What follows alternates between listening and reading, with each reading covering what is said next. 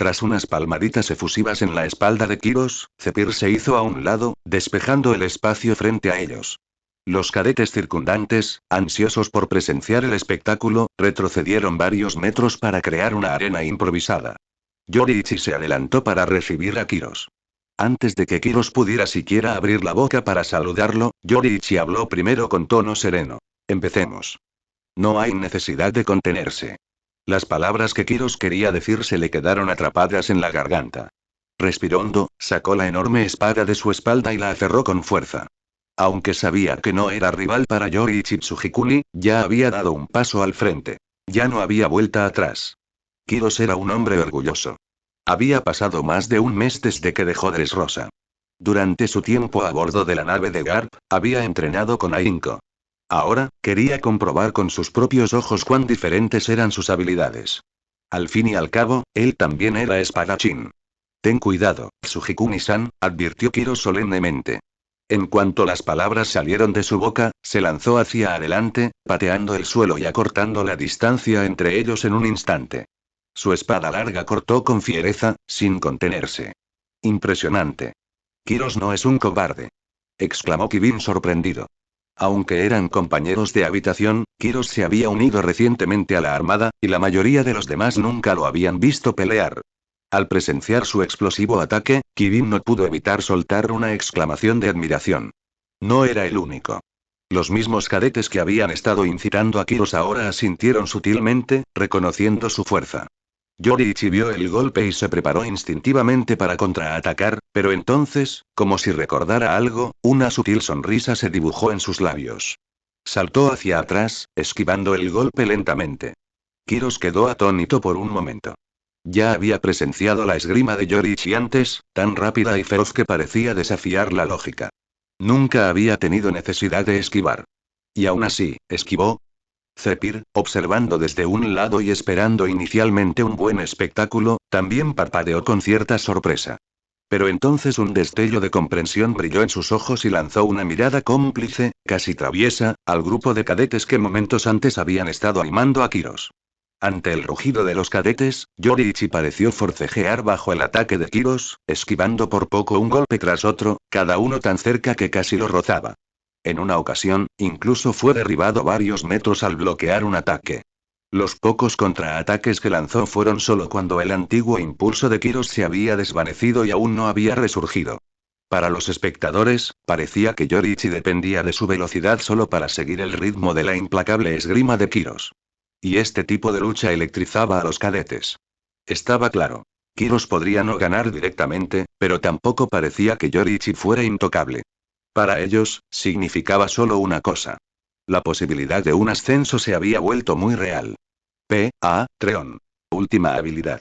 Aki del Conquistador. Bajo la atenta mirada de docenas de reclutas de la Marina, Yoriichi Tsujikuni y Kiros se enfrentaron durante más de una docena de asaltos. Al final, fue Yoriichi quien aprovechó una falla en el ataque de Kiros, golpeando suavemente la muñeca de Kiros con la empuñadura de su espada, desarmándolo y acercándose por poco a la victoria. Pero en lugar de gemidos de decepción o suspiros de frustración, los cadetes que los rodeaban estallaron en un coro de vítores. Entre ellos, Kibin, que anteriormente había incitado a Kiros, fue el primero en separarse de la multitud y caminar con entusiasmo hacia Zephyr y los instructores. Siguiente. Soy el siguiente. Gritó con los ojos encendidos de emoción. Me toca a mí, maestro Zephyr, déjame tomar el siguiente partido. Pero antes de que Kibin pudiera terminar su oración, el teniente Shuen, quien hace unos momentos había declarado tan noblemente que les daría una oportunidad a los demás, también salió corriendo, agarrando a Kibin por los brazos y exclamando emocionado. Maestro Zephyr, por favor. Déjame ir ahora. Luego, volviéndose hacia Kibin, añadió apresuradamente. Vamos, Kibin, no me des más importancia. Dale una oportunidad a un humilde teniente. Juro que te devolveré el favor cuando ascienda. Largo. Espetó Kibin. Esta es la Academia Naval, no tu club de oficiales. No vayas presumiendo de tu rango, lárgate y no me bloquees el paso. Maestro Zephyr, es mi turno. Suélteme. Sin querer ceder ni un ápice, Kibin arrojó la dignidad de Shuen por los suelos y la pisoteó por si acaso. Y no eran los únicos. Varios otros cadetes, cada uno convencido de ser más fuerte que Kiros, se apresuraron a inscribirse, desesperados por no quedarse atrás. Zephyr observaba a la multitud con ojos penetrantes. Momentos atrás, estos cadetes habían dudado, se habían acobardado y se habían contenido. Pero ahora, tras la reñida victoria de Yoriichi, prácticamente se tropezaban para conseguir un turno. En realidad, estaba discretamente divertido, ansioso por ver el caos que se avecinaba, pero su rostro adoptó una severa máscara de autoridad. HMPH. Sois un montón de tontos todos vosotros. No digas que no te di una oportunidad justa, adelante, todos ustedes vengan a enfrentarlo juntos y aún así no serán rival para Yoriichi. Ya que todos están tan ansiosos, bien. Anímense si se atreven. El tono de Zephyr era frío y su mirada penetrante. Ante esto, los ojos de un cadete perspicaz se iluminaron con picardía. Una sonrisa pícara se extendió por su rostro mientras levantaba una mano. Maestro Zephyr preguntó con juguetona audacia, si subimos todos juntos y ¿quién asciende? Zephyr se congeló. No esperaba que nadie se tomara en serio ese comentario casual. Y sin embargo, allí estaba. Alguien lo suficientemente atrevido como para reprenderlo. HMM. Se giró hacia el origen de la voz, un joven alto, de hombros anchos, de unos 20 años, que permanecía de pie con esperanzada anticipación. Hombre ratón, pequeño punk, ¿cómo pudiste preguntar algo tan descarado? Eres el cadete de mayor rango de la clase. Ya eres teniente. ¿Cómo pudiste ser tan descarado? Mouseman, apodado así, era una de las estrellas de mayor ascenso de la Armada. Se unió a la Armada a los 16 años y pasó los siguientes años luchando en Grand Line, cosechando elogios, incluyendo la captura personal de un pirata con una recompensa de 30 millones de bayas. Apenas un año antes, el teniente Mouseman, de apenas veintitantos años, había sido transferido a la Academia del Cuartel General de la Armada. El mismísimo almirante de flota Sengoku se había fijado en él y ya había hablado con Zephyr. Una vez graduado, Mouseman sería asignado a la nave de Sengoku con el rango de mayor. Un mayor de veintipocos años, sin antecedentes nobles ni influencia política. Ese tipo de ascenso meteórico era algo casi inaudito. Mouseman ya dominaba Soru y Geppo, dos técnicas de los 6 estilos de la Armada. Su esgrima era aguda y precisa. En términos de fuerza bruta, era probablemente el más fuerte de todos los cadetes, sin lugar a dudas. Pero a diferencia de un prodigio como Kusan, que había llamado la atención de los altos mandos cuando era adolescente, Mouseman representaba a la clase plebeya de la Marina, alguien que se había abierto camino hasta allí solo con coraje y mérito. No te enojes, maestro Zephyr, se rió Mouseman con torpeza. Lo dijiste primero, ¿verdad? Solo estaba volviendo al tema, nada más. No te lo tomes tan en serio, jaja. Su encanto untuoso contrastaba marcadamente con el oficial estoico y decidido en que algún día se convertiría. Zephyr lo miró fijamente, fingiendo reflexionar. Entonces, de repente, alzó la voz con una rotunda declaración. No digas que no cumplo mi palabra. Yo, Zephyr, nunca he faltado a una promesa. Si todos atacan juntos y ganan, entonces cada uno de ustedes ascenderá un rango. El anuncio enfureció a los cadetes. Creyeron que la audacia de Mouseman había obligado a Zephyr a respaldar sus palabras, y sin pensarlo dos veces, estallaron en vítores. Con una súbita embestida, los cadetes se lanzaron hacia adelante, rodeando a Yoriichi Tsujikuni en un apretado círculo. Sus ojos brillaban de hambre, cada uno observándolo como una presa a la espera de ser descuartizada. Al observar la tormenta que había desatado, Zephyr sonrió levemente. Se acercó a Yoriichi, se inclinó ligeramente y le susurró al oído. Yoriichi, estrictamente hablando, esta es tu primera aparición real en el cuartel general de la Marina. No te contengas. Cuanto más fuerte seas, más respeto te ganarás y más libertad tendrás en el futuro. No hay necesidad de contenerse, enséñales una lección o dos. Simplemente no mutiles ni mates a nadie. Con eso, Zephyr le dio una palmadita firme en el hombro y dio un paso atrás. Yoriichi asintió levemente. Aunque Zephyr no hubiera dicho ni una palabra, ya sabía lo que debía hacer. ¿Ocultar su fuerza? ¿Mantenerse discreto? Ese tipo de pensamiento no tenía cabida en su mundo. Aunque el comandante en jefe contenía autoridad nominal sobre la armada, los verdaderos pilares del poder eran Zephyr, Sengoku, Garp y Tsuru, la generación de gigantes. Entre ellos, tanto Zephyr como Garp habían depositado sus esperanzas en él. Cuanto más fuerte demostrara ser, más complacidos estarían. Y aunque aún no había interactuado mucho con Sengoku ni con Tsuru, Yoriichi los entendía bastante bien. No eran de los que reprimen a los talentos emergentes. Esto era la Marina, no Konoha. Había política, sí, pero mucho menos retorcida. Después de tomar una decisión, Yoriichi agarró la empuñadura de su espada y luego, con calma, la guardó de nuevo en su vaina.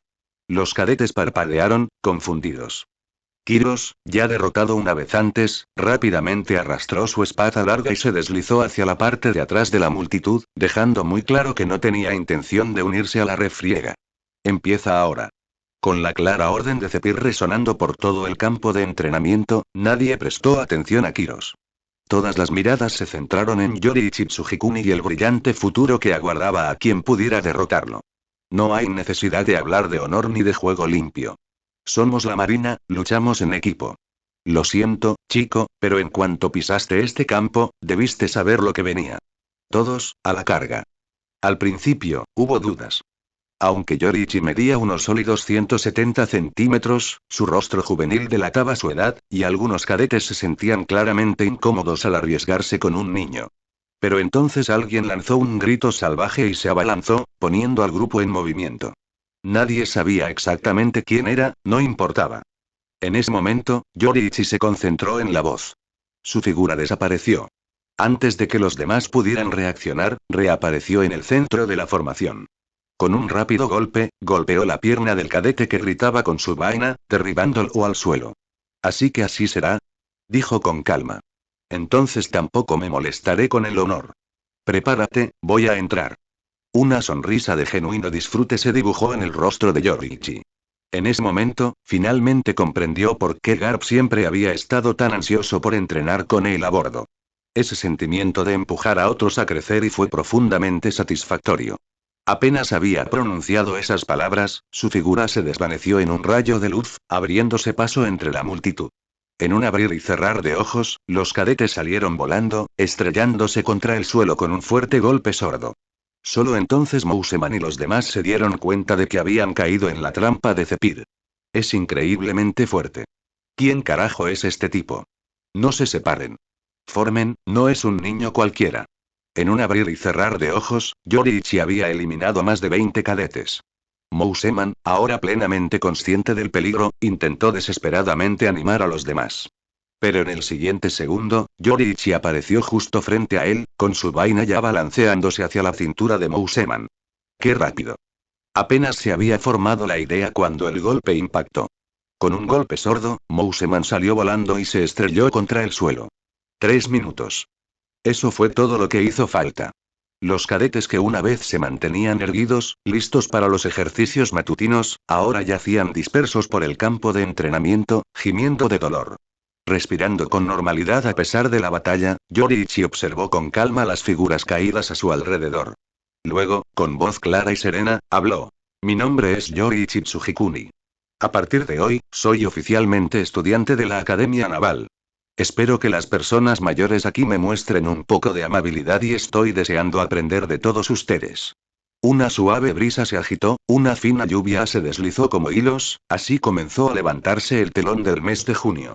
Aún joven, Yoriichi Tsujikuni se había incorporado oficialmente a la Academia Naval. Apenas habían pasado 3 días desde su ingreso, pero ya se había ganado el respeto de sus compañeros de mayor rango, integrándose con facilidad. La vida en la Academia Naval era rigurosa para sus cadetes. Las mañanas se dedicaban a clases de historia mundial y navegación. Tras un breve descanso tras el almuerzo, las tardes se reservaban para un entrenamiento intensivo de combate. El programa de la tarde era diverso y exigente, e incluía, entre otras cosas, los 6 estilos característicos de la Armada: esgrima, manejo de armas de fuego y combate cuerpo a cuerpo. Cada día, los instructores seleccionaban 2 de estas disciplinas para entrenar a los cadetes. A lo largo de estos días, Yoriichi había comenzado a comprender más claramente a sus compañeros. La mayoría de los cadetes aquí eran selecciones de élite extraídas de los 4 azules, y solo un pequeño puñado provenía de la más peligrosa Grand Line. Sus rangos iban desde marinero de tercera clase hasta teniente, siendo el más alto el comandante Mouseman. Solo otros 2 compartían este rango superior, ambos de unos 30 años, uno del West Blue y el otro del North Blue. Las edades de los cadetes oscilaban entre los 16 y los 32 años. Algunos eran recién llegados con talento, mientras que otros eran veteranos curtidos que habían sobrevivido a innumerables campos de batalla. Debido a que la inscripción de Yoriichi había causado un gran revuelo, todos los cadetes sabían quién era. Incluso los instructores habían memorizado su nombre. Y su reputación ya había trascendido los muros de la academia. Gracias a unos cuantos oficiales chismosos, en solo 3 días se corrió la voz por todo el cuartel general de la Marina. Un niño prodigio de 12 años había llegado a la academia y había apaleado a un grupo de estudiantes veteranos en su primer día. Algunos curiosos incluso indagaron en sus antecedentes y descubrieron que Yoriichi había sido traído de East Blue nada menos que por el vicealmirante Gap. Los que realmente lo sabían incluso descubrieron que él solo había aniquilado a toda una tripulación pirata con una recompensa combinada de 11 millones de berríes. Sin embargo, nadie sabía la verdad completa. Que Yoriichi había erradicado a los piratas nucleares junto con Kuzan. Al parecer, Gap había ocultado ese detalle deliberadamente. Tras unirse a la Academia Naval, Yoriichi se adaptó rápidamente a una rutina estable. Cada mañana, asistía a clases teóricas junto con sus compañeros cadetes. Pero cuando llegaba la hora de los ejercicios de combate de la tarde, los instructores a menudo lo reclutaban como compañero de entrenamiento, un voluntario para ayudar a sus compañeros de clase a mejorar, dándoles un objetivo mucho más allá de su nivel. La disparidad en fuerza era enorme. Para Yoriichi, entrenar con estos cadetes hizo poco para mejorar sus propias habilidades. Aún así, dado que su objetivo actual era ampliar el alcance de su haki de armamento, aprovechó las sesiones de entrenamiento para entrenar su cuerpo, manteniendo las defensas recubiertas de haki en todo momento. En ese sentido, la práctica no fue en vano. En solo 3 días, logró ampliar ligeramente el alcance de su haki, aunque el progreso fue limitado. Sin embargo, desde que aprendió la habilidad de retorno de vida de Zephyr y la combinó con sus técnicas de respiración, la constitución física de Yoriichi había comenzado a mejorar constantemente, día a día. Cada mañana, podía sentir el crecimiento tangible de su fuerza. A través de la lente del mundo transparente, ni siquiera los cambios más minúsculos en su cuerpo escapaban a su atención. Dicho esto, dada la ambigüedad de la jerarquía de poder en el mundo pirata, Yoriichi no podía determinar con exactitud su posición actual. Pero de algo estaba seguro. Su rendimiento de Gouriki a plena potencia ya había superado el umbral de las pruebas de la academia. En otras palabras, su puntuación en Gouriki había superado los 7000. Los días transcurrían a este ritmo. Entrenando sin parar, asistiendo a sus cursos y entrenando con Zephyr en casa por las tardes. Cada sesión con Zephyr, un maestro por derecho propio, le ofrecía nuevas perspectivas. Gradualmente, su haki de armamento continuó expandiéndose, envolviendo cada vez más su cuerpo. 3 meses de paz pasaron en un abrir y cerrar de ojos. A principios de septiembre, Yoriichi finalmente había alcanzado el hito de cubrir todo su cuerpo con armamento haki, y ahora podía mantener esa cobertura de cuerpo completo en combate durante 1 hora al máximo rendimiento. Charla. Charla. Charla. Era una noche de otoño en Marineford, silenciosa y serena. Pero dentro de la casa del instructor jefe del cuartel general de la Marina, Zephyr, el aire estaba lleno de los golpes agudos y rítmicos de las espadas de bambú que resonaban desde el dojo privado. Dentro del dojo, el entrenamiento continuó. Vestido con un holgado uniforme de entrenamiento negro, Yoriichi Tsujikuni estaba empapado en sudor. Su ropa interior estaba empapada hacía tiempo. Sin embargo, no le prestó atención. Agarrando su espada con ambas manos, se lanzó hacia adelante tras una breve pausa, con la hoja arqueándose ferozmente hacia el abdomen de Zephyr. Todo su cuerpo resplandecía con el resplandor del haki de armamento. Al atacar, la intensidad de su aura crecía como una marea. Zephyr, sosteniendo una espada de bambú propia, recibió el ataque entrante con una expresión concentrada, levantando rápidamente su arma para interceptarlo. Las espadas de bambú chocaron con un fuerte crujido. En un instante, una ráfaga de viento estalló desde el dojo cerrado, a pesar de las ventanas bien cerradas. La onda expansiva se extendió en todas direcciones, haciendo vibrar las espadas de bambú apiladas contra la pared. Bien. Has hecho un progreso impresionante. Zephyr lo elogió con voz firme pero contundente. Con un repentino impulso de fuerza, apartó la espada de Yoriichi, giró su postura y atacó el pecho del joven en un contraataque fluido. Los ojos de Yoriichi siguieron el movimiento con precisión. Para entonces, ya era capaz de reaccionar incluso a ataques de alguien del calibre de Zephyr. Con un movimiento brusco, Yoriichi alzó su espada de bambú, interceptando el contraataque. su haki de armamento chocó de nuevo, esta vez con la fuerza suficiente para dispersar las espadas de bambú cercanas, haciéndolas rodar contra la pared en un caos. Yoriichi absorbió la fuerza del golpe, deslizándose 2 metros hacia atrás antes de aterrizar firmemente sobre sus pies. Ya eres capaz de soportar el 70% de mi fuerza total. No es poca cosa, Yoriichi, dijo Zephyr, asintiendo con aprobación. Con la fuerza que tienes ahora, apenas podrías ser considerado un verdadero jugador en el gran escenario de los mares. Al menos ahora puedo descansar un poco más tranquilo. El rostro de Zephyr se suavizó mientras miraba a Yoriichi desde el otro lado del dojo. Un orgullo genuino brillaba en sus ojos. En los apenas 3 meses transcurridos desde que Yoriichi regresó al cuartel general de la Marina, su haki de armamento había avanzado tanto que podía cubrir todo su cuerpo. Al mismo tiempo, su condición física había mejorado notablemente. Sus sesiones de entrenamiento habían evolucionado mucho más allá de los viejos tiempos. Zephyr ya no se atrevía a enfrentarse a él con las manos desnudas. La velocidad, la potencia y el dominio de Yoriichi en ambos tipos de haki habían experimentado un avance tremendo. En los ejercicios de combate habituales, Zephyr ya no podía darse el lujo de entrar desarmado. En opinión de Zephyr, lo único que separaba a Yoriichi de los luchadores de élite del mundo eran la gran densidad de su haki y los límites de su resistencia física. En cuanto a sus instintos de combate, Yoriichi ya había demostrado su valía. Su desempeño en combate le había valido el reconocimiento de Zephyr hacía tiempo. Maestro Zephyr, por favor, no me elogie así.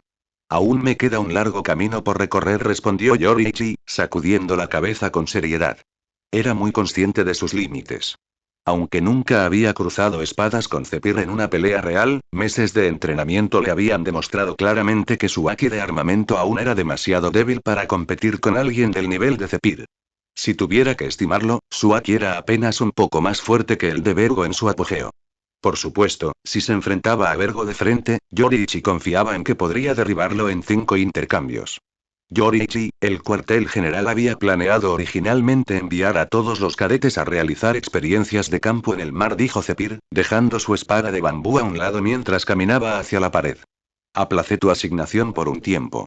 Pero ahora que has llegado hasta aquí, puedo dejarte ir con un poco más de tranquilidad. Tu destino es el West Blue.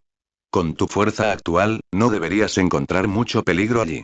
En una semana, el coronel Cain, de la 133 División de Marines, regresará al cuartel general para presentar un informe. Cuando llegue el momento, tú y Kirus viajarán de vuelta al West Blue con él. Zephyr se giró y le habló claramente.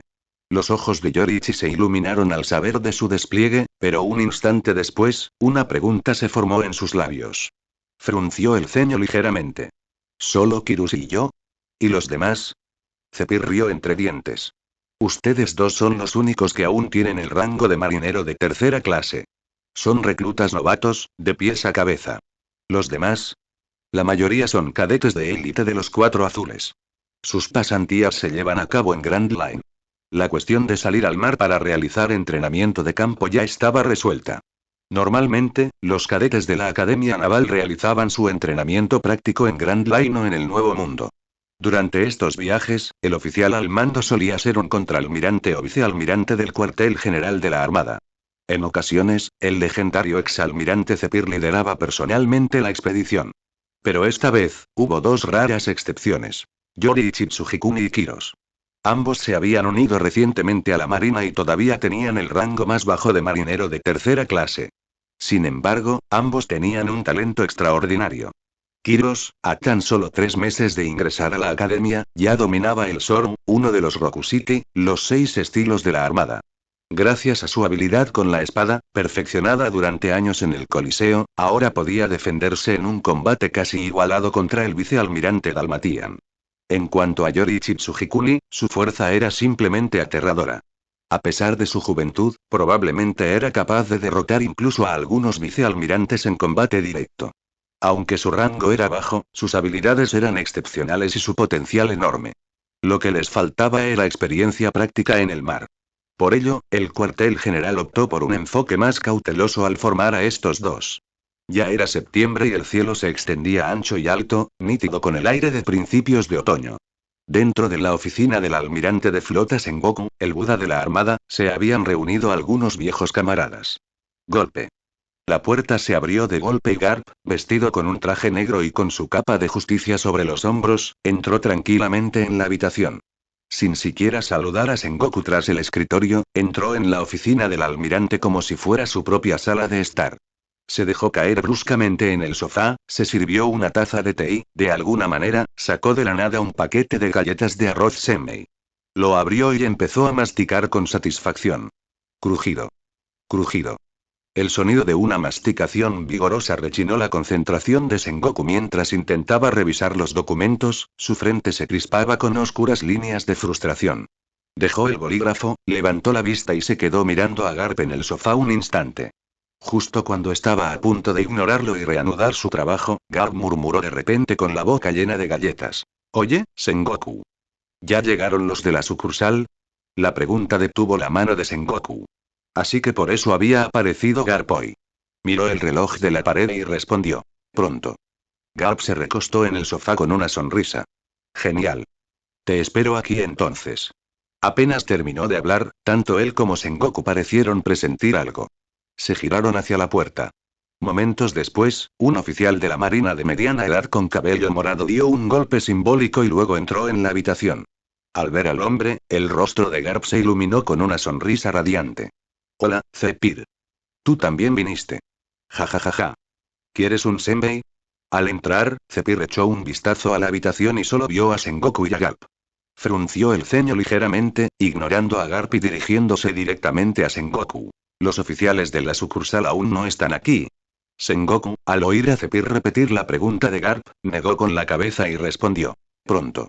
Zephyr asintió levemente, se dirigió al sofá y se sentó junto a Garp. Al igual que Garp, se sirvió un té, se recostó y esperó en silencio con la taza en la mano. Sengoku los miró a ambos, no dijo nada y regresó a sus documentos.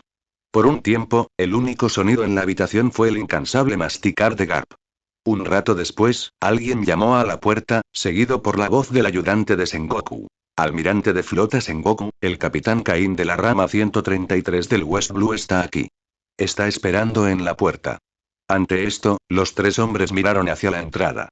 Sengoku dejó su pluma y gritó claramente. Hazlo pasar. Momentos después, un hombre de mediana edad, de hombros anchos y vestido con una capa de justicia, entró en la habitación. Parecía tener poco más de 40 años. Alto casi 3 metros y de complexión robusta, su traje blanco a medida le apretaba contra su musculosa figura. Tenía un rostro cuadrado y cincelado, con un puente nasal alto, cejas pobladas y una mirada firme. Su ceño ligeramente fruncido irradiaba una presencia serena e imponente. Años de servicio habían grabado una mayor gravedad en sus ya de por sí impactantes rasgos. Al entrar, los tres, Sengoku, Zephyr y Garp, se fijaron en él, sutilmente impresionados. Un tácito respeto se apoderó de sus corazones. Un marino de cejas pronunciadas y mirada firme, tranquilo, solemne y confiable. Zephyr lo observó un momento y luego asintió con satisfacción. Garp sonrió aún más. Almirante de flota Sengoku. Soy el capitán Cain, de la sucursal 133 del West Blue. Reportando. Sin siquiera mirar a los otros dos hombres en el sofá, Cain se dirigió directamente al escritorio de Sengoku, se detuvo bruscamente y dio un saludo formal.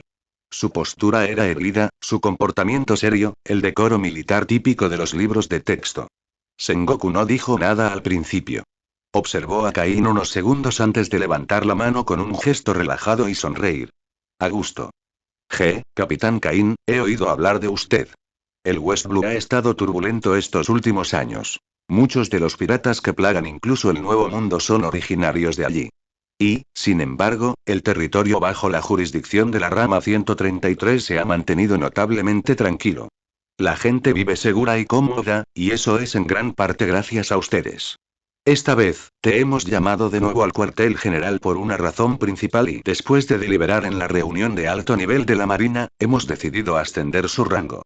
Mientras hablaba, Sengoku se levantó lentamente de su asiento, se colocó frente a Cain y le dio una palmadita firme en el brazo, sonriendo mientras continuaba. Este es simplemente mi deber. Agradezco a los líderes su continua confianza y apoyo. Cain respondió con su habitual expresión solemne. Con la postura erguida, dio un paso al frente con firmeza y saludó una vez más. A pesar de estar informado de su ascenso, no mostró ninguna señal de entusiasmo. Su compostura provocó un sutil gesto de aprobación de Sengoku. Capitán Caín, sus habilidades han sido ampliamente reconocidas en todo el cuartel general. Sin embargo, el ascenso de capitán a contraalmirante conlleva un período de transición de 6 meses. Solo después será reasignado oficialmente al cuartel general como contraalmirante. Caín, una vez que regreses a tu puesto, encárgate del traspaso de tus responsabilidades actuales. Luego, recomienda un candidato para sucederte. Tu opinión será tomada en cuenta para determinar si asignamos un nuevo capitán o ascendemos a alguien de la 133 rama. El tono de Sengoku se mantuvo afable mientras regresaba a su escritorio. Sacó un documento de un cajón y se lo entregó a Caín. Era una orden de ascenso con sello rojo. Caín la revisó brevemente antes de cerrarla con cuidado. Saludó formalmente a Sengoku una vez más. De vuelta en su silla, Sengoku hizo un gesto hacia los dos hombres sentados en el sofá cercano y se dirigió a Caín.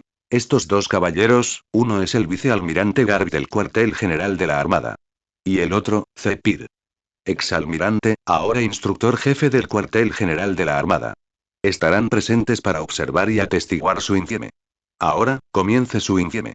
Con solo una breve introducción de Zephyr y Garp, Sengoku le indicó a Caín que comenzara. Sí, señor. Mi nombre es Caín.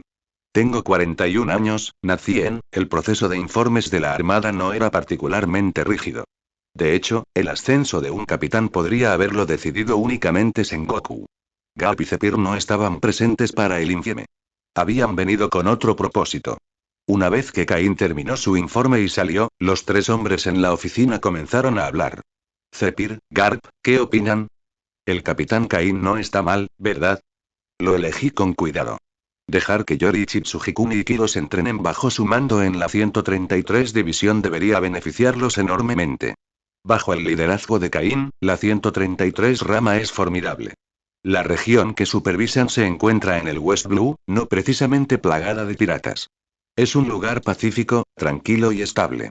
Un entorno perfecto para la práctica de navegación y combate. Si se aventuran más allá de la jurisdicción, el West Blue aún tiene su cuota de aguas infestadas de piratas.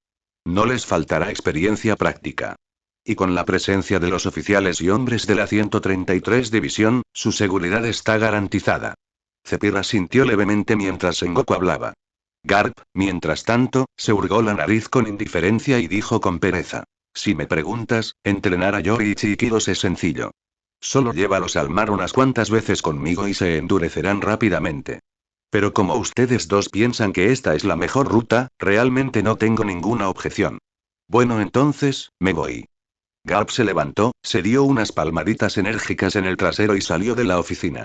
Sengoku solo pudo negar con la cabeza, exasperado, al verlo.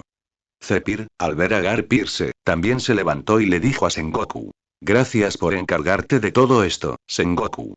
Vamos, ¿qué dices? Ni hablemos de nuestra amistad. Esto es solo parte del trabajo. Comparado con Garp, Zephyr era la imagen de la cortesía. Al día siguiente, el buque de guerra de la 133 División estaba listo para zarpar. Pero antes de que pudieran partir, el almirante Sengoku entregó dos nuevos reclutas a Caín. No dio más detalles, solo dijo que eran reclutas nuevos de la Marina asignados a la 133 rama en West Blue, y le pidió a Caín que los aceptara de regreso. Caín no le dio demasiadas vueltas. Una vez que Yoriichi Tsujikuni y Kiro subieron a bordo, dispuso con naturalidad los alojamientos para los dos marineros de tercera clase. Luego, la tripulación levó anclas, hizo las velas y se preparó para zarpar. Mientras el buque de guerra se alejaba lentamente del muelle, Zephyr apareció en el embarcadero.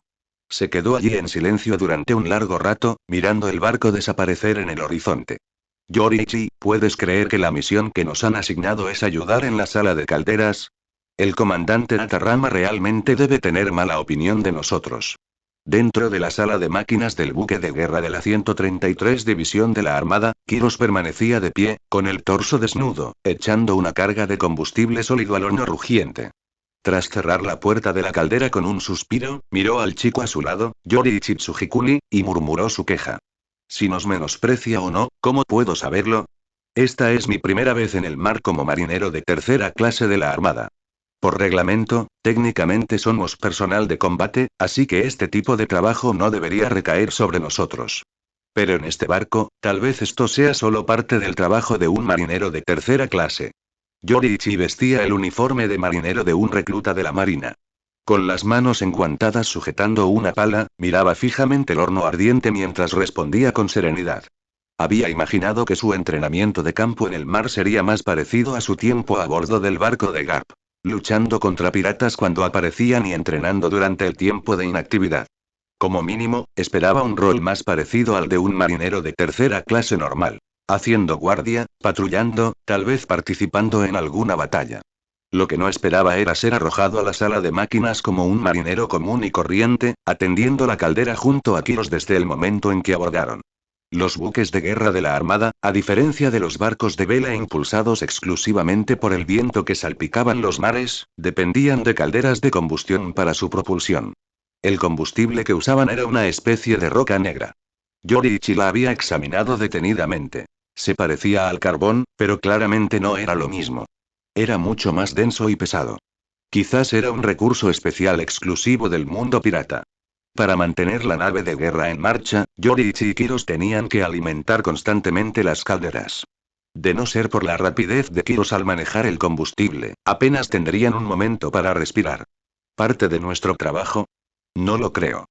Los buques de guerra tienen un grupo designado para trabajos domésticos. Deberían encargarse a este tipo de trabajo, no nosotros. Puede que seamos marineros de tercera clase, pero también somos cadetes de la Academia Naval. Si nuestro entrenamiento de campo consiste solo en palear carbón, ¿de qué sirve el entrenamiento? Además, si el trabajo en las calderas recae en marineros de tercera clase, ¿a dónde se supone que deben ir los trabajadores del barco? En el barco del vicealmirante Garp, este tipo de trabajo siempre lo realizaba la tripulación de trabajo. Kiros se había tomado el tiempo, durante sus estudios en la academia, para comprender la estructura operativa de la Armada. Incluso había preguntado a oficiales subalternos y suboficiales sobre las misiones típicas a bordo de los barcos. Y durante el tiempo que pasó a bordo del buque de Garp, al regresar del cuartel general de la Armada, él también fue marinero de tercera clase. Sus funciones incluían patrullaje, vigilancia, enrollar velas y levar anclas. El trabajo había sido variado y agotador, pero nunca se le había encomendado la tarea de alimentar la caldera. Al parecer, Kiros no había captado el significado oculto de las palabras de Yoriichi. Preguntó, desconcertado. ¿HM? ¿Quién sabe? Ah, y Kiros. No preguntes más sobre esto. Y una cosa más, ya sea que estemos en esta nave o una vez que lleguemos a la rama 133, no menciones que eres un cadete de la academia. Los ojos de Yoriichi se entrecerraron levemente mientras hablaba con indiferencia. Kiros lo miró confundido. Sintiendo que su amigo no entendía bien, Yoriichi no dijo nada más. Justo cuando Kiros abrió la boca para insistir, la puerta de la sala de máquinas se abrió con un estruendo. Entró un joven marinero, de unos 175 centímetros de altura y vestido con el uniforme estándar de la marina. Tras observar rápidamente a Yoriichi y Kiros, esbozó una sonrisa amistosa.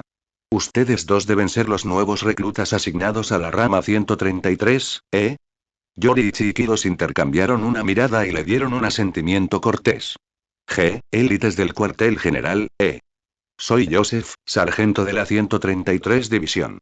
Parece que seremos compañeros de a bordo a partir de ahora.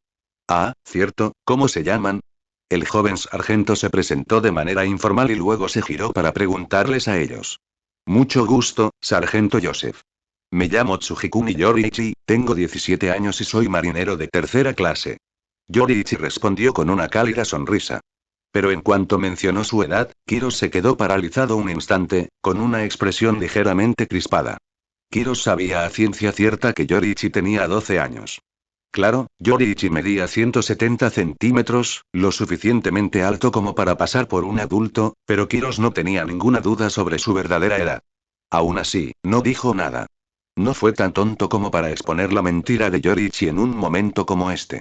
Saliendo de su breve sorpresa, Kiros continuó con su propia presentación. Hola, sargento Joseph. Me llamo Kiros, tengo 17 años y actualmente soy marinero de tercera clase. Joseph asintió, luego de repente sonrió y bromeó con los dos. Oh. Yoriichi Tsujikuni, sí que pareces joven. Tienes cara de niño, ¿verdad? ¿Y tú, Kiros, menudo físico? ¿No pareces de 17 años, jajaja? Yoriichi simplemente esbozó una sonrisa modesta, sin acercarse ni distanciarse demasiado. Kiros se rascó la cabeza tímidamente, con un porte honesto y realista.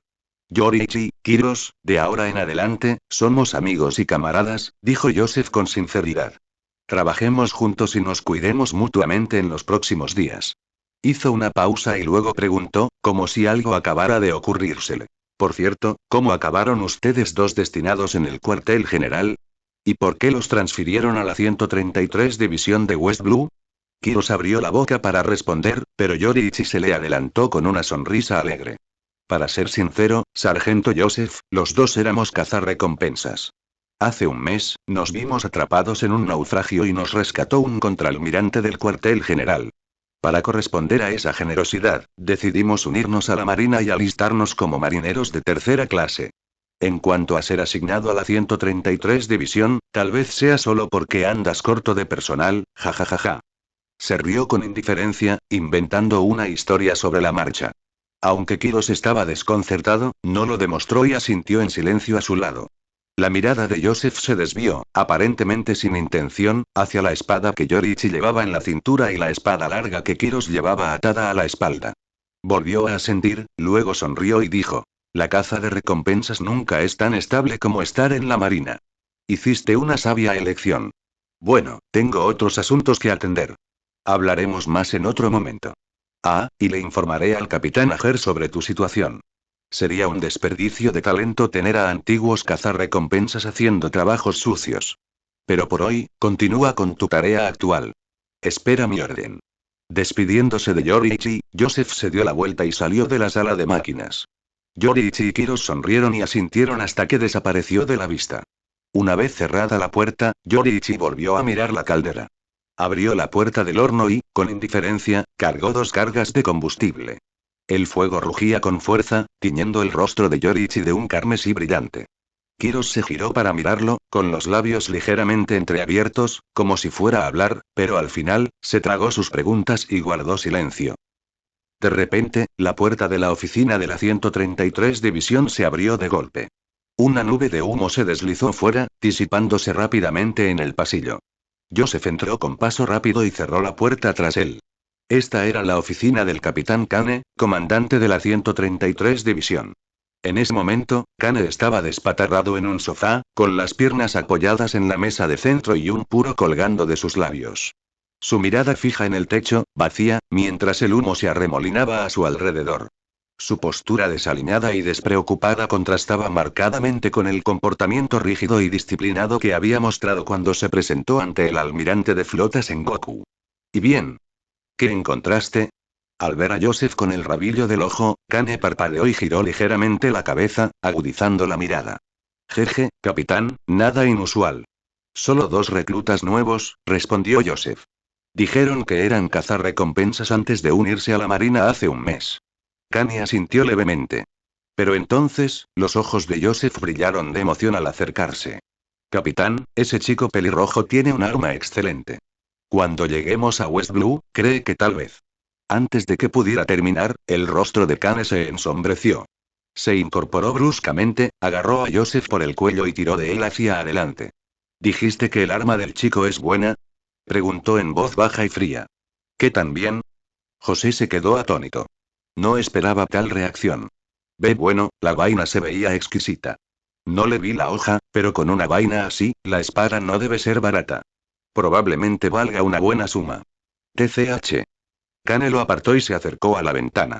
Se quedó en silencio un buen rato y luego soltó una risa burlona y silenciosa. Cazadores de recompensas, G. ¿Me tomás por tonto? Si quieren jugar, bien. Juguemos. El West Blue, el más enredado y caótico de los 4 mares. Si alguien preguntara cuál de los 4 mares tenía el mayor número de piratas, los piratas más poderosos o los piratas más descaradamente ilegales, la respuesta sería unánime. El West Blue. Pero más allá de la piratería desenfrenada, el West Blue tenía una especialidad local única que ninguno de los otros mares poseía. La mafia. En términos más sencillos, organizaciones criminales clandestinas terrestres. Si bien en otros mares también había grupos de este tipo, la mafia del West Blue era única, capaz de desafiar incluso a gobiernos nacionales por su influencia y control. Dicho sin rodeos, este lugar era como una versión más compleja de México. En el West Blue, el caos y el desorden no eran excepciones. Eran la norma. Sin embargo, en medio de este mar de inquietud constante, existía un oasis tranquilo e intacto. Ciudad Angkor, parte del reino de Mia bajo la jurisdicción de la rama Marine 133. El reino de Mia era el arquetipo de un reino insular que se encuentra en todo el mundo de One Piece, una pequeña nación archipelágica. El reino estaba compuesto por 16 islas de distintos tamaños. En conjunto, su superficie total ascendía a tan solo 600 kilómetros cuadrados, aproximadamente el tamaño de la actual Seúl. Sin embargo, el desarrollo económico de Mia estaba muy por detrás del de las capitales de las grandes naciones cósmicas del gobierno mundial. La población total del reino era de apenas 150.000 habitantes. Entre los miles de países que dispersos por el mundo de One Piece, el reino de Mia ocupaba un lugar destacado en el rango medio-bajo, tanto en territorio como en población. Incluso dentro del West Blue, se consideraba una nación de segunda categoría. Angkor Town, sede de la base de la División 133 de la Infantería de Marina, se encontraba en la isla más oriental de Mia. Con una superficie de tan solo 45 kilómetros cuadrados y una población permanente de menos de 10.000 habitantes, era poco más que un pueblo modesto. Después de más de 10 días de navegación, el buque de guerra perteneciente a la rama 133 finalmente atracó en el puerto naval de Angkor Town en una tarde tranquila y soleada. Se bajó un largo tablón de madera del barco. El capitán Caín, erguido y sereno, condujo a los marines fuera del navío. Su postura era erguida como un cuchillo, la mirada fija al frente y una expresión solemne. Todos los marines que pasaban por el muelle se detuvieron para saludar, una señal de profunda admiración y respeto por el capitán Caín. Solo un centenar de marines habían acompañado a Caín en este viaje para presentarse ante el cuartel general de la Infantería de Marina. Sin embargo, la fuerza total de la rama 133 ascendía a cerca de 2.000. Eso significaba que el muelle estaba repleto de marines que entraban y salían. Mientras veían a Caín marchar a la cabeza de la unidad que regresaba, muchos se detuvieron a saludar, creando una escena impactante e imponente. Era evidente que el capitán Caín ostentaba una autoridad y un prestigio considerables dentro de la rama. En la parte trasera del grupo, Yori Chitsugikuni observaba la escena en silencio, con un toque de sorpresa en sus ojos. Su primera impresión de Caín no había sido favorable. No podía precisar por qué, solo una vaga sensación de que Caín era demasiado profundo, demasiado indescifrable. A diferencia de Garpu Cepir, cuyas intenciones eran evidentes, Caín desprendía un aire impenetrable. A Yoriichi, instintivamente, le disgustaba eso. Su incomodidad solo aumentó cuando subió a bordo del barco de guerra de Caín y le asignaron inesperadamente el papel de operador de caldera, un trabajo que normalmente desempeñaba la tripulación de menor rango. Tales tareas solían encomendarse a los ordenanzas de los barcos, así que ¿por qué se le encomendó a un marinero de tercera clase como él? La verdadera pregunta era, ¿dónde estaban los ordenanzas? ¿Se habían eliminado realmente esos puestos o simplemente se habían borrado del papel? Era una pregunta que merecía la pena reflexionar. A primera vista, los camilleros podrían parecer un papel insignificante en la armada. Pero para una rama de 2.000 marines, la cantidad de camilleros necesarios fácilmente ascendería a cientos. Al sumar sus salarios y raciones anuales, no es un gasto insignificante.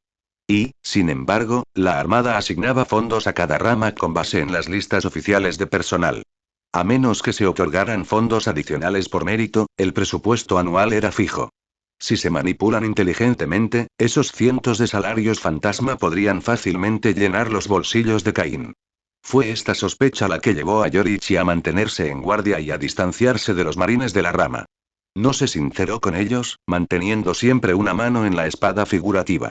Para Yoriichi, Caín era un oficial naval que muy bien podría estar robando dinero de puestos de personal falsos. Así que cuando vio el genuino respeto que los marines en el muelle tenían por Caín, su sorpresa tuvo todo el sentido. ¿Lo estaba pensando demasiado? El pensamiento pasó silenciosamente por su mente y su expresión se suavizó un poco. Después de llegar a la base, Yoriichi y Kiros fueron asignados a servir bajo el mando de un sargento en la rama. Yoriichi Tsujikuni. Kiros. Bienvenido a la División Marina 133. Ahora eres parte de mi unidad.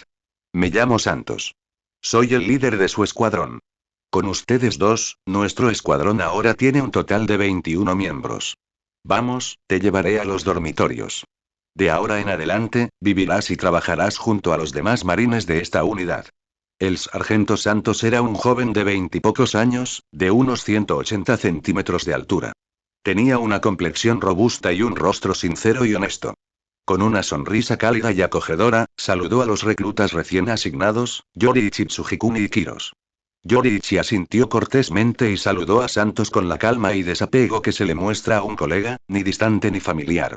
Kiros, en cambio, lo saludó con una sonrisa alegre, visiblemente más entusiasta. Jaja, no te preocupes. Ya se conocerán mejor con el tiempo, rió Santos, asumiendo que la actitud tranquila de Yoriichi se debía a su nueva experiencia. No se lo tomó como algo personal y los condujo al dormitorio con su habitual entusiasmo. Yoriichi y Kiros fueron asignados a un cuartel de 8 personas. Cuando llegaron, la sala estaba vacía. Todos los demás seguían entrenando. Cerca del baño había una litera sin ocupar. Santos señaló la litera vacía y dijo: Ese es tu lugar. Litera de arriba o de abajo, ustedes dos pueden decidirlo. No importa que esté cerca del baño, todos ya eligieron su lugar. Este era el único que quedaba. Somos marines. Un poco de incomodidad es parte del trabajo. Mientras hablaba, Santos les quitó el polvo de las camas. Desde que entraron, Yoriichi había estado observando la habitación en silencio. Ni él ni Kiros comentaron sobre la distribución de las camas. Tras un breve vistazo, se unieron a Santos para ordenar sus literas y colocaron sus mochilas sobre las camas. Una vez que todo estuvo limpio, los dos siguieron a Santos a recoger su ropa de cama y otros artículos esenciales. Se instalaron rápidamente. Incluso después de ayudarlos a organizarse, Santos no se fue de inmediato. En cambio, se quedó para explicarles las tareas diarias del equipo. La 133 División de Marines estaba estacionada en Angkor Town, pero su jurisdicción no se limitaba solo a las aguas cercanas. El área que supervisaban abarcaba un radio de 100 kilómetros en torno al reino de Mia. El escuadrón de Santos, además del entrenamiento rutinario, realizaba principalmente patrullas conjuntas con otras unidades.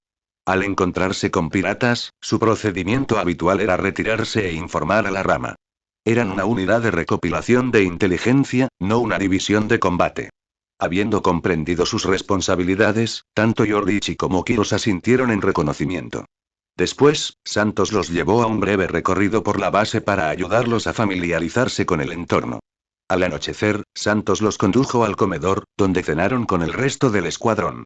Allí, se presentaron brevemente y conocieron a sus compañeros. Con eso, Yoriichi y Kiros se unieron oficialmente a la unidad. Al día siguiente, Yoriichi Tsujikuni y Kiros recibieron su primera asignación de patrulla. Al amanecer, un buque patrullero de la 133 División navegó a paso constante por el mar. Yoriichi estaba de pie en la cubierta, con un telescopio en la mano, escaneando el horizonte.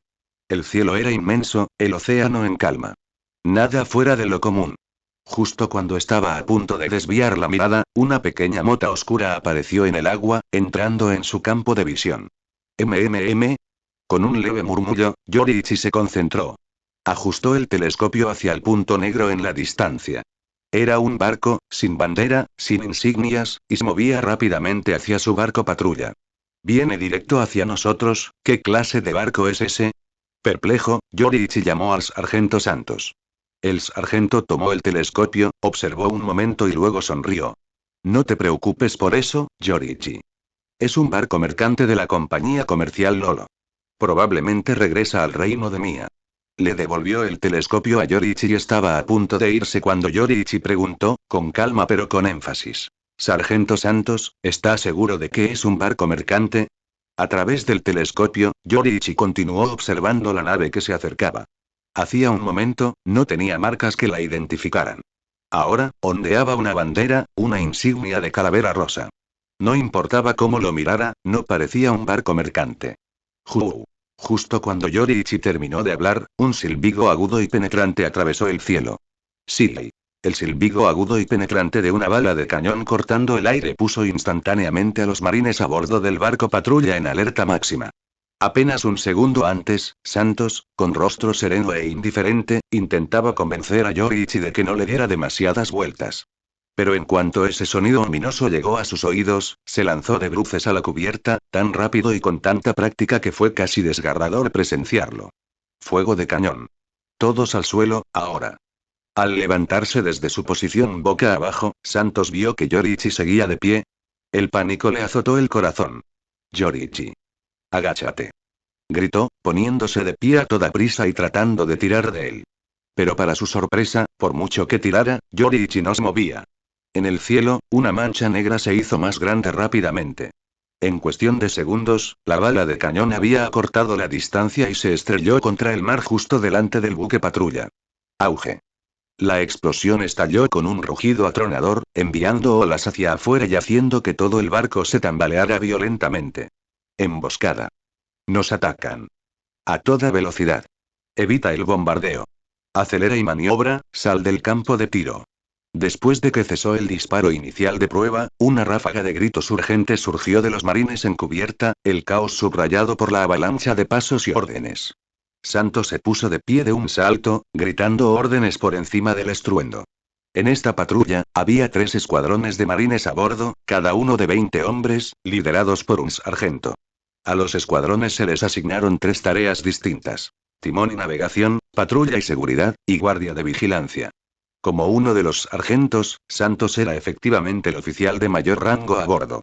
Bajo sus enérgicas órdenes, los marineros comenzaron a transmitir órdenes en cadena, gritando hacia el puente con la esperanza de que el timonel las recibiera. Pero entonces, el barco se detuvo de repente. Su casco estaba inclinado hacia un lado, apuntando directamente hacia los cañones del distante barco pirata. Nos hemos detenido. ¿Por qué carajo nos detuvimos? ¿Qué carajo está haciendo Brulle? La voz de Santos resonó alarmada. El Brulle al que se refería era el sargento a cargo de la escuadra de navegación, actualmente destacado en el puente. Al no ver respuesta, Santos no dudó. Se dio la vuelta y corrió hacia el timón para encontrar a Brulle y poner el barco en marcha de nuevo. El resto de los marines de cubierta lo imitaron, corriendo hacia la cámara de artillería. En un instante, la cubierta, antes abarrotada, quedó vacía, dejando solo a Yoriichi allí. Miró en la dirección en la que había corrido Santos, luego con calma volvió su mirada hacia el lejano barco pirata. El barco enemigo había comenzado a reducir la velocidad, tal vez después de haber calculado el alcance y preparándose para un segundo ataque. Yoriichi, están disminuyendo la velocidad. Prepárense, viene otra descarga. Esta voz provenía de Kiros, quien no había seguido a los demás a la cámara del cañón. En cambio, se había apresurado al lado de Yoriichi, con la mirada fija en el barco pirata, ahora claramente visible en el horizonte. Kiros, ve con Santos. Dirígete al puente y revisa la situación. Déjamelo a mí. Mientras Yoriichi hablaba, su expresión se tornó solemne. Ahora estaba activando por completo su Kenbunso Kwaki, Aki de observación, y su campo sensorial se extendía casi 100 metros. Antes no había prestado toda su atención, pero ahora que la batalla era inminente, sus instintos se agudizaron. Lo que percibió en el puente le hizo fruncir el ceño. Demasiadas presencias. Mucho más que un solo escuadrón. Kiros asintió y estaba a punto de despegar cuando de repente se oyó un disparo desde debajo de la cubierta.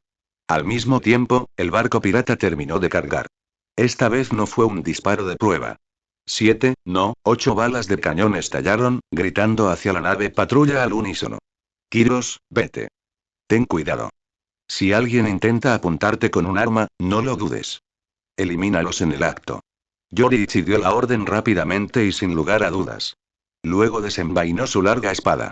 Mirando fijamente las balas de cañón que se aproximaban, dio un paso hacia adelante y desató 3 cortes voladores. La luz de la espada, forjada con Aki puro, se elevó por el aire y golpeó las balas de cañón en pleno vuelo. ¡Bum! ¡Bum! ¡Bum! Una serie de explosiones estallaron en el aire.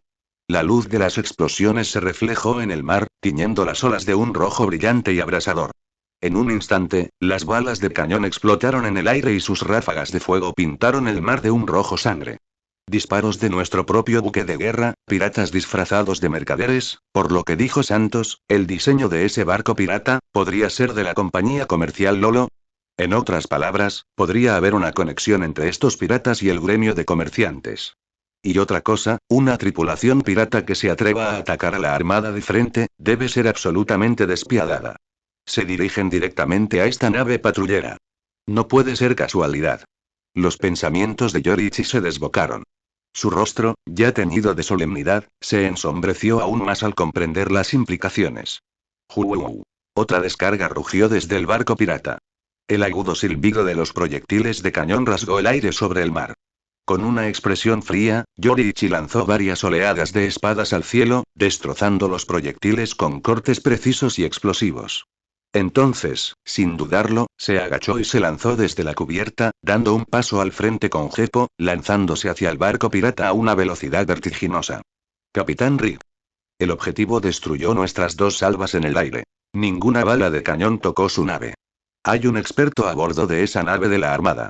El informe provino de un tripulante sin aliento que corrió por la cubierta hacia su capitán. Los piratas Reed contaban con poco más de 120 hombres. En el West Blue, su nombre era desconocido. Ni siquiera se ofrecía una recompensa por la cabeza del capitán Reed. ¿La razón? TCH. Tengo ojos, ¿verdad? Claro que lo vi. Díganle a los hombres que sigan disparando. ¿Qué demonios es eso? Justo cuando Rig estaba a punto de dar otra orden, sus ojos captaron un destello blanco que salía disparado del buque de la Armada. Lo que lo sobresaltó aún más fue que la figura no caía, sino que volaba. Y se dirigía directamente hacia ellos. Rick corrió hacia la barandilla, entrecerrando los ojos hacia el cielo para ver mejor. A medida que la figura blanca acortaba la distancia, la imagen se volvió más nítida y reconocible. Una persona. Un oficial de la Marina. Rápido. Alerta a los artilleros. Dispara a ese bastardo del cielo. No dejes que se acerque. La voz de Rick se convirtió en un grito cuando finalmente distinguió al intruso. Un chico pelirrojo con uniforme de la Marina, volando por el cielo como un cometa. Un miedo inexplicable se apoderó de la piel de Rick. Sus instintos gritaban. Esto era peligro, peligro real. Espera, quita esa bandera pirata. Tírala por la borda. La orden llegó brusca y repentina. Una revelación lo golpeó como un rayo. Volvió a levantar la vista, demasiado tarde. La mancha blanca estaba casi sobre ellos. Antes de que Rick pudiera parpadear, el joven pelirrojo aterrizó en la cubierta con un susurro de impacto, quedando justo frente a él. Él voló hasta aquí, murmuró Rick con incredulidad. Entonces sus miradas se encontraron. En ese breve instante de contacto, un escalofrío recorrió la espalda de Rick. Se le erizaron todos los pelos del cuerpo, sintió un hormigueo en el cuero cabelludo y se le paralizó la lengua. Abrió la boca para hablar, pero el chico pelirrojo desapareció. Al instante siguiente, el mundo dio vueltas. No bajé la cabeza, ¿por qué miro al suelo? Apenas se había formado la idea cuando la visión de Rick captó un cuerpo decapitado con un uniforme que conocía a la perfección. Junto a él, un joven pelirrojo, con la espada al costado y el cabello carmesí ondeando al viento marino. A su alrededor, su tripulación estaba paralizada por el horror.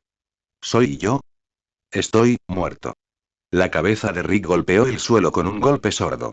Perdió la consciencia una vez, y luego se apagó. La sangre brotaba en pulsos rítmicos desde el cuello de su cuerpo ahora sin vida. Aplastante y absoluto. Yoriichi Tsujikuni se limpió la sangre de la espada con un solo movimiento. Su mirada, medio baja, recorrió el cadáver a sus pies, y luego la levantó lentamente para encontrarse con la de los piratas que quedaban en cubierta. Habló con voz tranquila pero aguda como acero templado. Responde una pregunta y te dejaré vivir. ¿Quién te envió?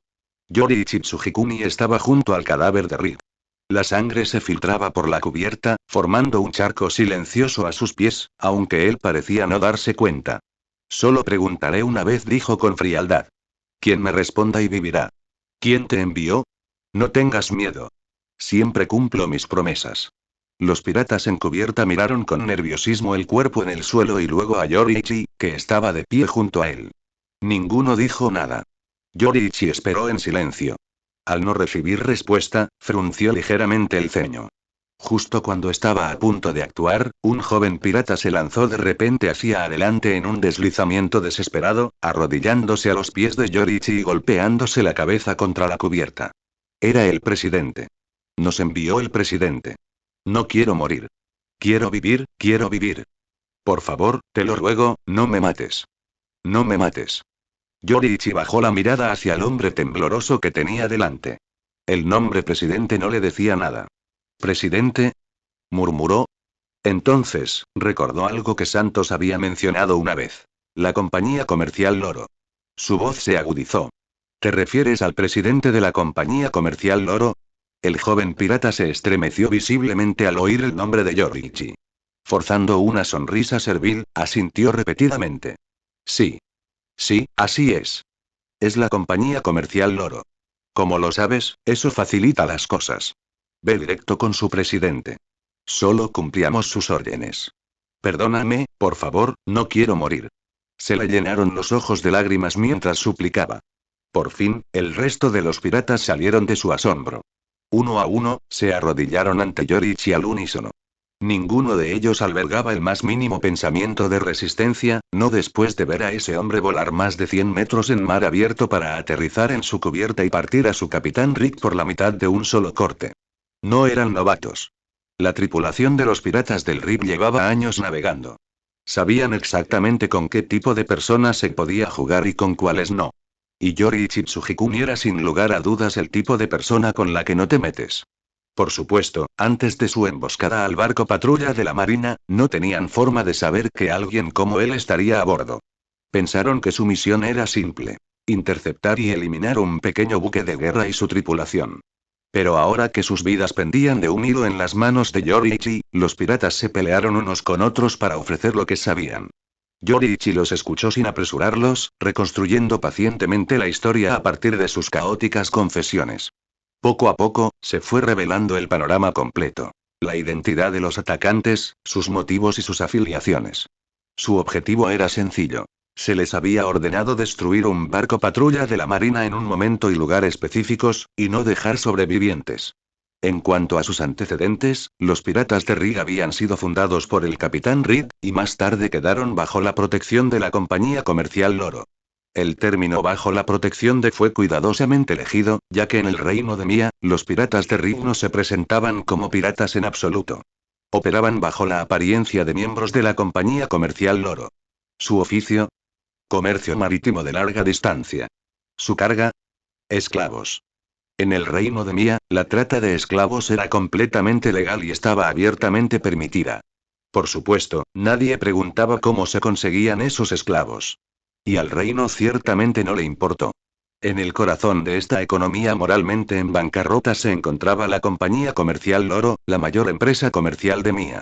Compuesta por 36 filiales independientes, su influencia se extendía al comercio marítimo a distancia, el tráfico de armas, los bienes raíces, el juego, y mucho más allá. Entre los piratas, el escurridizo presidente de la compañía comercial Loro era una leyenda que se rumoreaba. Nadie había visto su rostro jamás. Pero todos los piratas sabían una cosa con certeza. El presidente era la persona más poderosa de toda Mia. Sin excepción. Al escuchar la charla de los piratas, Yoriichi Tsujikuni comenzó a formarse una idea aproximada de esta misteriosa organización. En pocas palabras, Loro era la versión del reino de Mia de un Zaibatsu, un conglomerado colosal que controlaba tanto los recursos económicos como los ejes políticos de la nación. Un soberano en la sombra que gobernaba entre bastidores.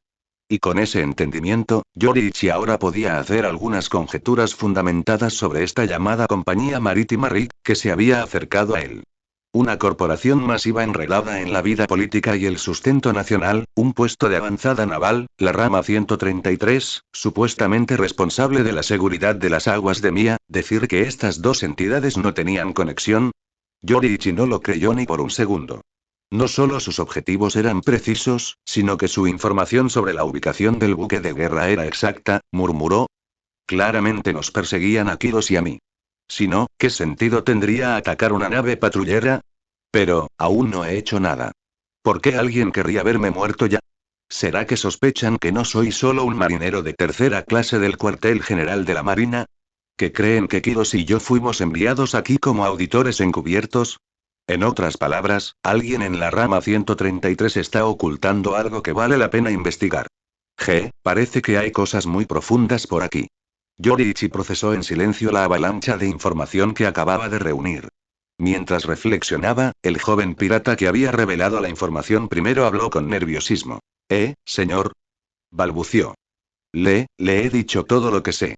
Entonces, ¿eso significa que me dejará ir? En el momento en que su súplica salió de sus labios, el resto de los piratas arrodillados en la cubierta se unieron rápidamente. Yo también. Contesté, respondí. Por favor, déjame vivir, no quiero morir. En un instante, la cubierta se inundó de gritos de clemencia. Yoriichi los miró y asintió levemente, con voz tranquila y mesurada. Soy un hombre de palabra. Siempre cumplo mis promesas. Dicho esto, se giró, dio un paso en el aire y desapareció. Moonwalk lo sacó del barco pirata. Mientras su figura se elevaba hacia el cielo, una exhalación colectiva recorrió la nave. Los piratas, con el corazón aún latiendo al borde de la muerte, sintieron una inmensa oleada de alivio. Ninguno de ellos quería volver a experimentar ese tipo de terror. Pero entonces, desde arriba, un zumbido repentino rompió el silencio. Un único corte, silencioso y sin previo aviso, atravesó el aire. El barco pirata, de decenas de metros de largo, se partió limpiamente en dos. El agua del mar entró a raudales en la bodega. El barco empezó a hundirse. En la cubierta, cundió el pánico. Gritos. Empujones. La desesperada carrera por escapar. Pero todo fue en vano. Pronto, el vórtice creado por el casco al hundirse ahogó los gritos. El mar se cerró. Y con un último choque de las olas, no quedó nada. Ni rastro de vida. Yoriichi se elevó hacia la nave patrulla, sin mirar atrás ni una sola vez. Sí, ese corte era suyo. Y no había roto su promesa. Él mismo lo había dicho. Siempre cumplía su palabra. Es solo que, para Yoriichi Tsujikuni, los piratas no contaban como personas. Después de obtener la información que quería, Yoriichi Tsujikuni se alejó hacia el cielo usando a Geppo. Mientras ascendía, desató un ataque volador hacia el barco pirata, partiéndolo limpiamente en dos. Flotando en el aire por un breve instante, Yoriichi observó hasta que el barco quedó en completo silencio, sin que ningún pirata emergiera de entre los restos. Entonces, sin dudarlo, giró y se lanzó de vuelta hacia la patrullera. Para Yoriichi, no valía la pena razonar con criaturas como los piratas sobre el llamado honor o el código. En cuestión de segundos, Yoriichi aterrizó de nuevo en cubierta, con Geppo llevándolo rápidamente. Debido al cañonazo previo del barco pirata, la cubierta estaba ahora inquietantemente desierta. En el momento en que puso un pie en la cubierta, un fuerte hedor a sangre lo golpeó. Algo anda mal. Un escalofrío recorrió el corazón de Yoriichi. Su mirada siguió el rastro de sangre, que conducía a la escotilla abierta de par en par del camarote inferior. Al mismo tiempo, su haki de observación surgió, recorriendo el interior de la nave, y al instante siguiente, desapareció de la cubierta. Kiros, ¿cómo te atreves a atacar a tus compañeros marines? Mataste al sargento Santos y a todos estos marineros también. ¿Estás tratando de traicionar a la marina? Escuchen, aunque sean fuertes, ya le informé al comandante Caín de la sucursal sobre lo que sucedió en esta nave patrulla. Aunque mates a todos y cada uno de nosotros, la marina nunca perdonará a un traidor como tú. Dentro de la sala de control de la nave, un corpulento marine de mediana edad apuntó a Kiros con un cañón corto, gritando con furia justificada. Lo rodeaban otros 7 marines, cada uno armado con rifles largos, formando un círculo cerrado alrededor de su líder. Aunque armados, las manos de los marines temblaban sobre los gatillos, con la tensión y el miedo reflejados en sus rostros. Incluso la voz del oficial, aunque alzada con furia, transmitía una falsa bravuconería. Dura por fuera, frágil por dentro. En el suelo de la sala de control, los cuerpos yacían desperdigados, casi 30 marines, todos muertos. Las heridas eran diversas. Algunas presentaban cortes profundos y limpios. Otras estaban acribilladas a balazos. La sangre corría a raudales por el suelo. El hedor a cobre espesaba el aire, llenando toda la sala de máquinas. Kiros, el hombre al que todos acusaban, estaba de pie en el centro, agarrando firmemente una espada larga con ambas manos, su rostro contorsionado por la rabia mientras miraba al marine de mediana edad. Estás mintiendo. Cuando llegué, el sargento Santos ya estaba muerto, con un disparo en el pecho. Y no era solo él. Todos en esta sala de control habían sido acribillados cuando llegué. En el momento en que entré, intentaste matarme también. Fue en defensa propia. Estaba tomando represalias para sobrevivir. El verdadero traidor a la marina eres tú. Los ojos de Kiros brillaron de furia. Apretó la espada con tanta fuerza que sus nudillos se pusieron blancos. ¿Aún intentas negarlo? Todos lo vimos. Santos y yo somos camaradas desde hace años. ¿Crees que le pondría una mano encima? Tú eres el asesino aquí. Todos pueden testificar por mí. A pesar de su miedo interior, el marine de mediana edad se sintió envalentonado por los 8 rifles que apuntaban a Kiros. Aún conservaba algo de confianza. Se llamaba Fabrice Simic, sargento de la 133 División de Infantería de Marina. Como ya se mencionó, este buque patrulla transportaba 3 escuadrones bajo diferentes comandantes. Fabrice Simic lideraba el escuadrón responsable de las operaciones de combate. Pero ahora, incluyendo al propio Simic, solo quedaban 8 miembros. Entre los cadáveres esparcidos por el suelo de la sala de control, algunos eran sus propios hombres. Los demás pertenecían a los 2 escuadrones restantes. Tras el desembarco de Yorichi Tsujikuni, Kiros siguió sus instrucciones y se dirigió al puente para evaluar la situación. Pero para cuando llegó, el puente ya estaba sembrado de cadáveres. Los únicos que quedaban con vida dentro eran los miembros del escuadrón de combate liderado por Fabrice Simic. Y en el momento en que vieron a Kiros empujando la puerta y entrando, no dijeron una palabra. Abrieron fuego contra él sin dudarlo. Por suerte, Kiros era rápido. Increíblemente rápido. Su esgrima era aguda y fluida, lo que le permitía esquivar las balas con rápidos pasos laterales e incluso abatir algunas en el aire. Tan pronto como terminó su primera volea, Kiros aprovechó la oportunidad y cerró la distancia. Recordó las palabras de Yorichi antes de despedirse. Si alguien intenta atacarte, no lo dudes. Contraataca sin piedad. Con eso en mente, Kiros cargó justo cuando el enemigo recargaba. Su espada brilló, y en cuestión de segundos, una docena de pistoleros cayeron bajo su espada. Cuando los miembros sobrevivientes del escuadrón de Simic terminaron de recargar y volvieron a apuntar sus armas a Kiros, solo quedaban 8 de ellos. Ante un muro de hocicos oscuros, Kiros no se movió imprudentemente. Esperó. A su velocidad, podía evadir fácilmente sus balas y atacar durante la siguiente recarga. Pero si se adelantaba, un disparo perdido podría alcanzarlo en plena carrera, algo que ni siquiera él podría esquivar a tiempo. Los 8 hombres, plenamente conscientes de la velocidad y la habilidad de Kiros tras su breve encuentro, no se atrevieron a actuar precipitadamente. Acababan de comprobar lo inútiles que eran sus balas contra él. El enfrentamiento se convirtió en un tenso punto muerto. Mientras tanto, Simic culpó a Kiros de todas las muertes. En cuanto a por qué Fabrice Simic asesinaría a sus compañeros marineros y trataría de incriminar a Kiros, bueno, la razón era dolorosamente simple. Su salario en la marina apenas alimentaba a su familia. Era suficiente para sobrevivir, pero no para la vida que anhelaba.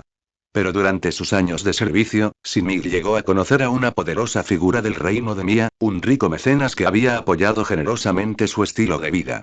Anoche, ese mismo cliente acudió a él con una petición. Eliminar 2 objetivos específicos. La recompensa fue generosa. Al principio, Simic dudó. Pero, gracias a la persuasión del mecenas, finalmente aceptó. El dinero formaba parte, sí, pero la verdadera razón por la que aceptó fue el plan. El mecenas ya le había dejado todo listo. Un método limpio, sin cabos sueltos. Incluso prometió que llegaría un barco pirata para ocuparse de las consecuencias. Todo lo que Simic tenía que hacer era cuidar de las personas a bordo del barco, arrojar sus cuerpos al océano e informar que habían sido emboscados por piratas. Simple. Limpio. Sin testigos. Sin consecuencias. Después de todo, en este vasto mar, el costo de cometer crímenes era menor que en cualquier otro lugar del mundo. Ocultar los pecados era demasiado fácil. Pero, las cosas no salieron según lo planeado. Uno de los objetivos a los que se refería el cliente como un antiguo cazador de piratas era mucho más duro de lo previsto. De vuelta en el puente empapado de sangre, Kiros se quedó sin palabras ante el frío comentario de Simic. Todos fueron testigos. No era muy bueno con las palabras, pero su rostro estaba rojo de furia, las venas se le hinchaban en la sien y los ojos estaban inyectados de rabia. Sus manos se aferraban con fuerza a su espada, todo su cuerpo tenso, listo para atacar. Simic y sus hombres lo miraron fijamente, nerviosos y con las armas en alto. Bastardos, no sois dignos de llevar el uniforme de la marina. Kiros finalmente cedió. Con un fuerte impulso desde el suelo, salió disparado hacia adelante como un rayo. En ese mismo instante, los 8 restantes abrieron fuego al unísono. Kiros sorteó sus ataques, barriendo con la espada en arcos controlados y letales. No dudó. Una vez a su alcance, su espada vibró. En un abrir y cerrar de ojos, los 8 fueron abatidos, sus cuerpos cayeron al suelo, bañados en carmesí, sin vida. Estallido. Justo cuando Kiros terminó con el último de ellos, la puerta del puente se abrió de una patada. Yorichi entró. Echó un vistazo a la espantosa escena, el suelo cubierto de sangre, los cuerpos sin vida, Kiros todavía sosteniendo su espada, la respiración constante pero pesada, y su corazón se hundió. Un escalofrío lo recorrió. Hemos caído directamente en una trampa. El haki de observación de Yoriichi Tsujikuni cubrió toda la nave patrullera. En ese momento, aparte de él y Kiros, no quedaba ni un alma con vida a bordo. Inspeccionó rápidamente el puente e inspeccionó brevemente las heridas de los marines caídos. Kiros no tuvo que explicar nada. Yoriichi ya podía reconstruir lo sucedido sin apenas esfuerzo. Yoriichi, Kiros abrió la boca, intentando explicarse, pero Yoriichi levantó una mano, deteniéndolo en silencio. Su mirada estaba fija en el centro de la mesa de mando de la sala. En ella, junto a una carta náutica extendida y algunos lápices dispersos, había un Denden Mushi. Sus ojos estaban abiertos. Al ver esto, Yoriichi dio un paso adelante, cogió el auricular y preguntó con calma. ¿Alguien escucha? Aquí la División de Infantería de Marina 133, buque patrulleros 06. Soy el soldado de tercera clase Tsujikuni Yoriichi de la Unidad Santos. Apenas un segundo después de que Yoriichi terminara de hablar, se oyó un clic agudo en el auricular. El Denden Mushi, que hacía unos momentos tenía los ojos abiertos, ahora los había cerrado. La expresión de Yoriichi se enfrió. Yoriichi, ¿qué pasa? Cuando el barco fue alcanzado por el fuego de los cañones piratas, seguí tu sugerencia y vine a revisar el puente, explicó Kiros. Pero cuando llegué aquí, el sargento Santos y el resto de la tripulación del puente ya habían sido abatidos a tiros. Los culpables eran miembros de la unidad de combate. ¿Por qué? ¿Por qué harían algo así? Kiros seguía sin comprenderlo. No entendía por qué sus compañeros marines de la unidad de combate se apuntaban con sus armas. Tampoco entendía por qué lo habían atacado también. Lo que lo desconcertó aún más fue que, en un momento crítico, bajo el fuego de los cañones piratas, los marines de combate no movieron un dedo para repeler al enemigo. En cambio, optaron por asesinar a los suyos. Para Kiros, esto no tenía ningún sentido. ¿Por qué harían esto? Preguntó de nuevo, incrédulo. Sospecho que su verdadero objetivo, eran nuestras vidas, respondió Yoriichi con frialdad. Los piratas que nos atacaron hace un momento no eran una amenaza casual con la que nos topamos. Estaban organizados, bien preparados y tenían como objetivo específico esta patrulla, con órdenes de aniquilar a todos a bordo. Localizar un barco en mar abierto con tanta precisión, significa que nuestra ruta de patrullaje se ha filtrado. Y para que se filtrara información como esa, alguien de dentro de la marina tuvo que haberla entregado. El ataque de la unidad de combate a la tripulación del puente debía coincidir con el asalto de los piratas, respondiendo desde dentro mientras estos atacaban desde fuera. Ya sea la unidad de combate o esos piratas, creo que ambos bandos trabajaban por el mismo fin. De hecho, creo que incluso los marines que cometieron los asesinatos eran meros peones. Para el verdadero cerebro detrás de esto y no eran más que herramientas prescindibles.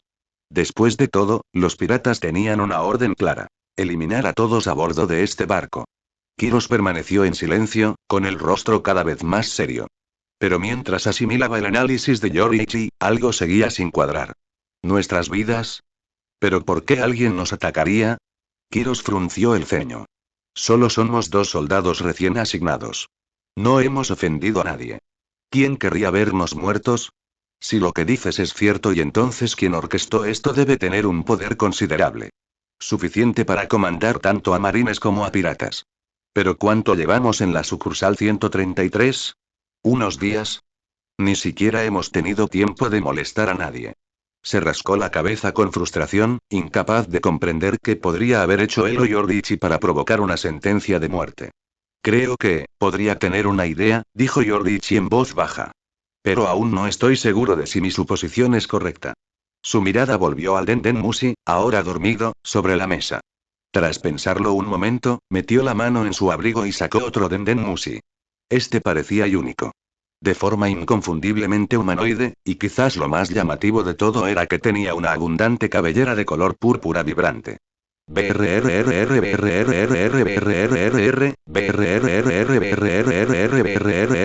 Hacer clic. Después de unos cuantos timbres, el Denden Mushi de cabello morado abrió los ojos. Una voz fuerte y vigorosa resonó a través del receptor. Oye. Yoriichi. Pequeño bribón, por fin llamaste. ¿Y bien? ¿Ya llegaste a la 133 división? Al escuchar esa voz familiar, Yoriichi no pudo evitar sonreír mientras respondía cálidamente. Hola, profesor Cepir. Kiros y yo llegamos a la sede de la Marina ayer mismo. Esta mañana a primera hora, incluso hicimos una patrulla con algunos oficiales locales. Aunque, surgió algo. Hubo un breve silencio al otro lado de la línea. Entonces regresó la voz de Zephyr, más fría y aguda que antes. ¿Qué pasó? Durante la llamada, Yoriichi le contó a Zephyr un breve relato de lo que él y Kiros habían experimentado. También compartió su propia opinión sobre la situación. Pero Yoriichi no atribuyó la sospecha únicamente al supuesto líder de la Asociación de Comercio Loro del que había oído hablar. No, sospechaba que los altos mandos de la 133 División ocultaban algo al cuartel general de la Armada. Y fuera cual fuese ese secreto, si se revelaba, podría costarle a alguien su puesto o incluso la vida. La lógica era simple. Yoriichi y Kiros acababan de llegar el día anterior. Era imposible que un gremio de comerciantes se enterara tan rápido a menos que alguien les avisara desde dentro. Además, desde un punto de vista estratégico, cualquiera que pudiera alternar fácilmente entre comerciante y pirata no tendría nada que ganar enfrentándose a la armada. Ese tipo de riesgo solo perjudicaría su negocio. Incluso si temían ser descubiertos por la marina, sería mejor que esperaran y reaccionaran más tarde, en lugar de tomar medidas preventivas. Yoriichi pensó que su llegada desde el cuartel general de la Marina podría haber puesto nervioso a alguien de la rama local, lo suficientemente nervioso como para hacer un movimiento. ¿Quién crees que es? Preguntó Zephyr al teléfono. No parecía preocupado en lo más mínimo porque Kiros le hubiera quitado la vida a un marino. Confiaba plenamente en sus estudiantes. Kiros llevaba un tiempo inscrito en la Academia Naval, y Zephyr tenía fe en su carácter. Y en cuanto al juicio de Yoriichi, Zephyr confiaba aún más en él. En cuanto presentía que podía haber una rata en la rama, le preguntaba a Yoriichi su opinión. Es difícil decirlo. En nuestro viaje del cuartel general a la sucursal, no encontramos nada inusual. Así que la probabilidad de que sea el capitán Caín parece baja. Dicho esto, no podemos descartar la posibilidad de que el enemigo esperara a regresar a su territorio para actuar. También existe la posibilidad de que se trate de alguien del personal de la sucursal. En cuanto a alguien de menor rango, dudo que tenga la influencia necesaria para comandar sargentos de la marina u orquestar una tripulación pirata haciéndose pasar por un gremio de comerciantes. Zephyr escuchó en silencio, sumido en sus pensamientos, antes de hablar finalmente en un tono grave. Yoriichi, no me llamarías ahora a menos que ya tuvieras un plan, ¿verdad? Adelante, dime. ¿Qué piensas hacer? El altavoz del Denden Musi emitió un suave crujido. Al oírlo, Kiros se giró para mirar a Yoriichi con la mirada fija. Yoriichi guardó silencio un momento. Luego, una sonrisa serena se dibujó en su rostro. Mi plan es simple. Detenemos a todos los que puedan estar involucrados. Luego, maestro Zephyr, envía gente a investigar. Todo este lío puede parecer complicado a primera vista, pero limpiarlo no es tan difícil. Kiros y yo podemos con ello. El otro extremo de la línea quedó en completo silencio. Claramente, Zephyr no esperaba una solución tan contundente y audaz de Yoriichi.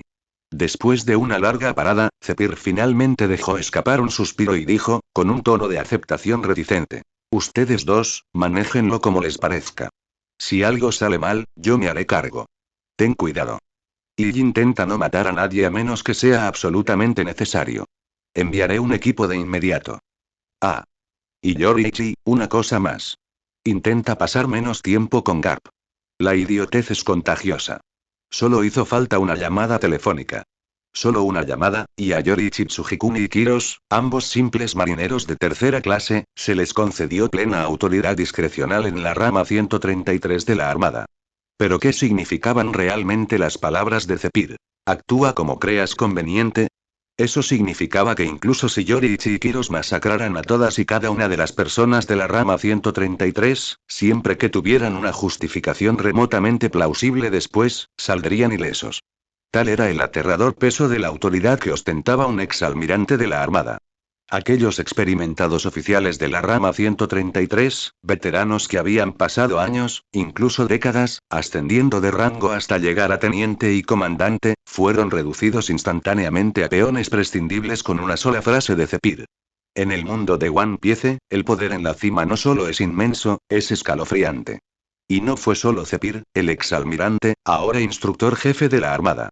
Incluso un contraalmirante o vicealmirante del cuartel general de la Armada podía decidir fácilmente el destino de oficiales de menor rango con solo unas palabras.